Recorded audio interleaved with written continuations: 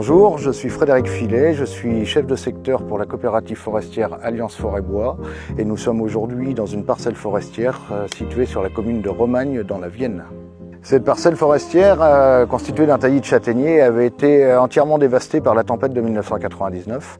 À l'époque, on avait exploité le bois et on était parti sur une régénération naturelle basée sur les rejets de souche. Plus de 20 ans après, on a constaté que les arbres étaient de mauvaise qualité et présentaient un fort taux de dépérissement. Il a donc été décidé de renouveler le peuplement et de changer d'essence pour installer des essences plus adaptées au climat d'aujourd'hui.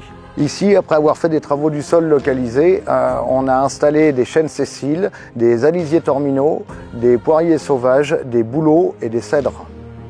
Ce reboisement a bénéficié d'une subvention dans le cadre du plan de relance, donc une subvention d'État, et il y a eu un cofinancement par Reforestation.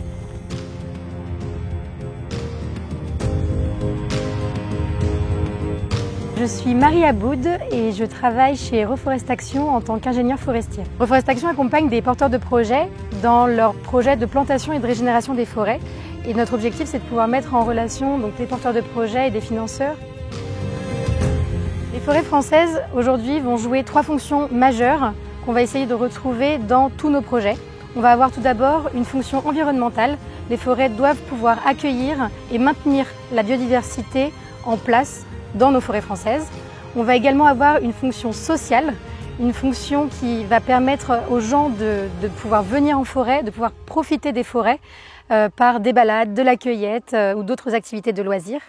Et enfin, on a une vraie fonction économique des forêts françaises.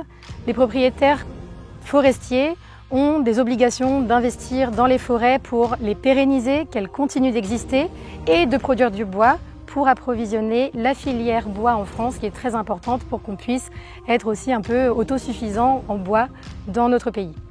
Ces 3 fonctions, on essaye de les retrouver dans chaque projet accompagné par Reforestation. Ce n'est pas qu'une question de participation financière. L'association avec la Caisse d'épargne Aquitaine Poitou-Charentes, comme avec les entreprises qui soutiennent nos actions, constitue aussi un véritable vecteur pédagogique.